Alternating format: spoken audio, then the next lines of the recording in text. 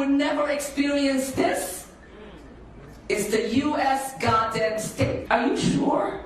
This is America. I am ashamed. And then we have this fake congressperson who they just reported is worth $30 million. You believe this?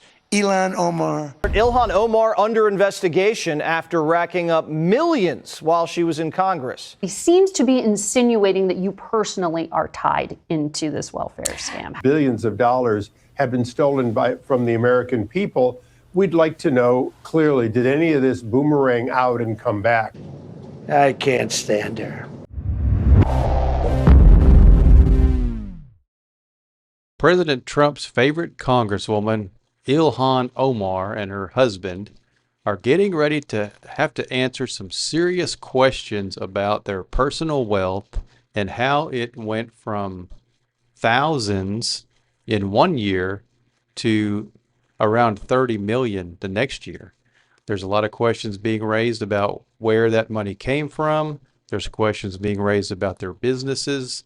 And there's also questions being raised about her possible connection to the fraud in her district in Minnesota. But they will have to answer these questions because they are now officially under investigation by the federal government. The DOJ delves deeper into the massive Minnesota fraud scandal. Lawmakers on Capitol Hill have launched an investigation into Minnesota Congresswoman Ilhan Omar after her net worth spiked by nearly $30 million in just a year. The House Oversight Committee is looking into financial disclosures tied to investments in companies owned by Omar's husband.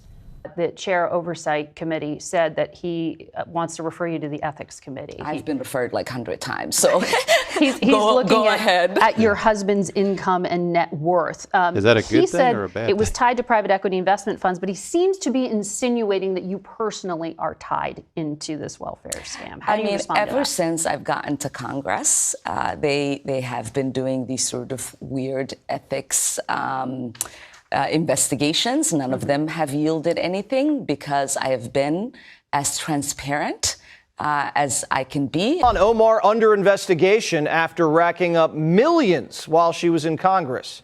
Senior national correspondent Kevin Cork has it. What's up, Kevin?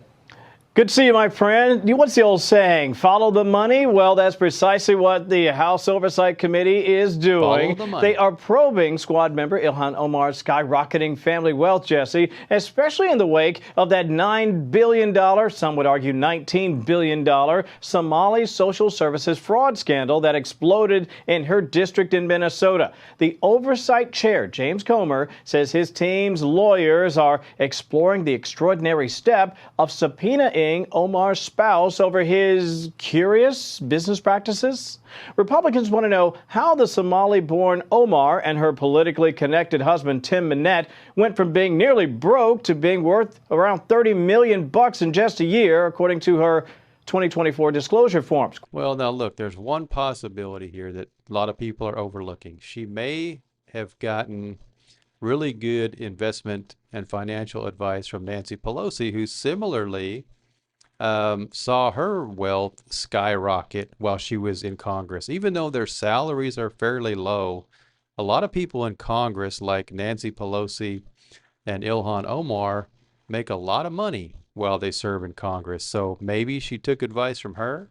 Maybe she coached her, and maybe she advised her, hey, make sure everything is in your husband's name. That's the way to do it. Put everything in your husband's name.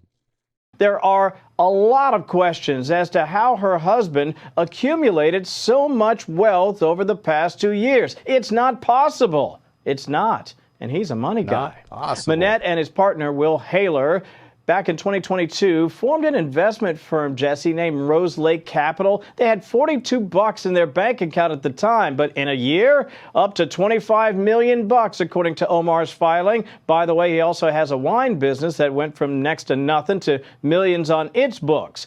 Not surprisingly, associates were so perplexed about the irregularities, they brought information and attention to the feds to, look into it. Now, for her part, the Congresswoman has repeatedly, and I say defiantly, denied any wrongdoing while being also careful to criticize the ongoing probe. But, sometimes they say, Jesse, the ones who yell the loudest have the most to hide. That's a good point. Sometimes the most vocal complainers are the ones hiding the most, and she certainly has got the attention of President Trump. Is incredible. The financial crimes are incredible. Nobody talks about the fact that $19 billion at a minimum is missing in Minnesota, given to a large Everybody's degree talking about it. by Somalians. They've taken it. Somalians. Other people work it out, and they get them money, and they go out and buy Mercedes-Benzes, and they come from here. I was told that Ilhan Omar is worth $30 million. She never had a job.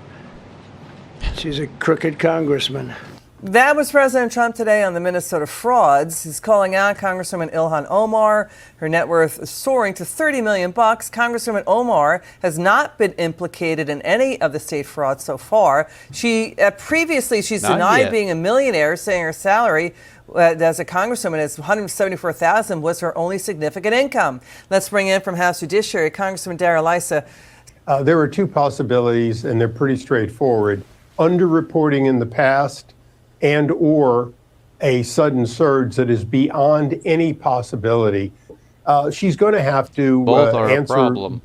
Basically two questions. Did you underreport in the past?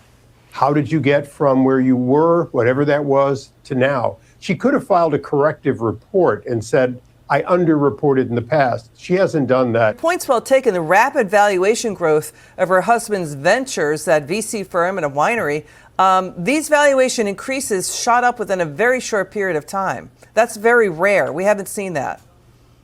It's unheard of, and particularly as a Californian, I can tell you, even California wine can't go up that quickly.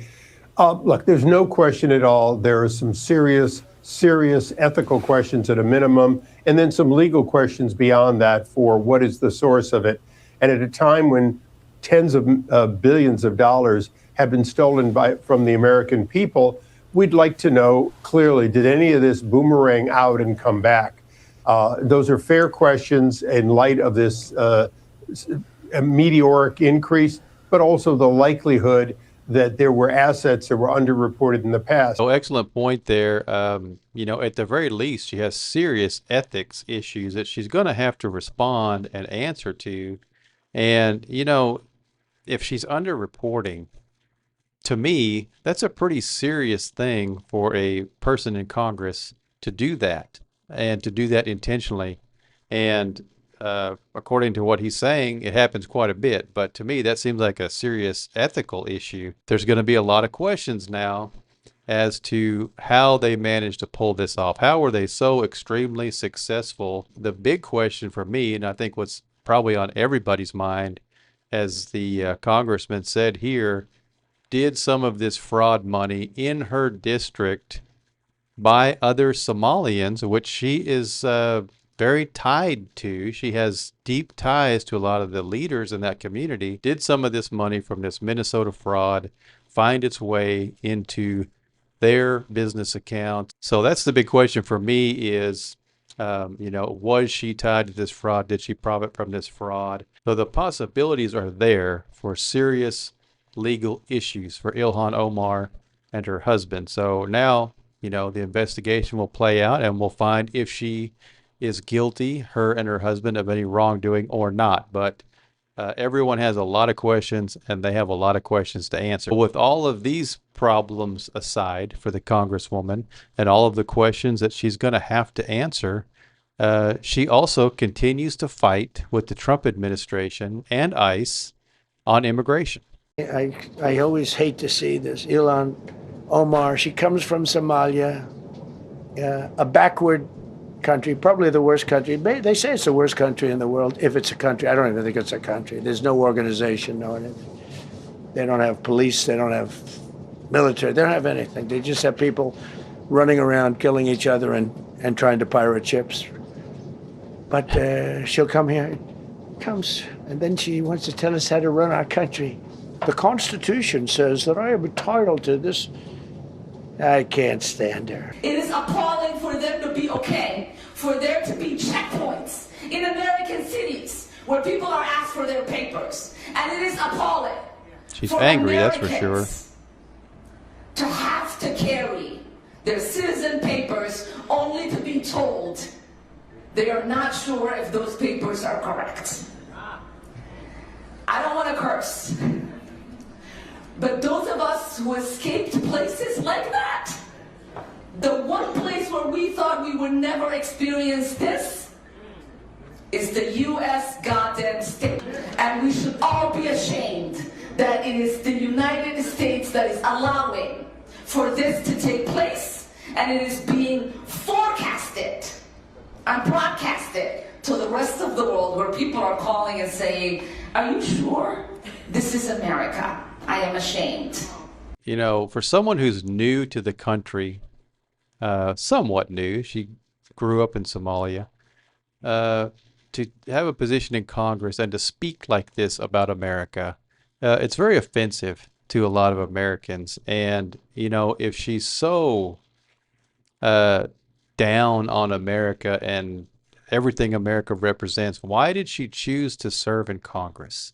I don't understand this woman, and she's so angry and she's so embarrassed of America and so ashamed of America. Why serve in Congress? But of course, she's the victim, and if only she had this much anger about the fraud in Minnesota, maybe we could get answers quicker, since that is her district. None of the search that they have conducted has produced any sort of criminal activity. They haven't been able to charge anyone as of yet. Well, the administration also announced they're going to cut food stamps to Minnesota because they say some of the food stamp money had been embezzled here. Are you and those are the things that are being litigated, and it is, again, unconstitutional for them to do so. Are you confident that the fraud that has been discovered is no longer being conducted now? Is there any justification for saying this food stamp money is somehow being misused? Yeah, there are ways to investigate fraud, which we have been doing in Minnesota, which the federal government has been doing under the Biden administration. There is no reason for them to use this level of rhetoric. There is no reason for them to fully stop the funding these programs. The only reason they are doing that is for PR purposes. The Trump administration is actively telling the public that journalists are misleading them.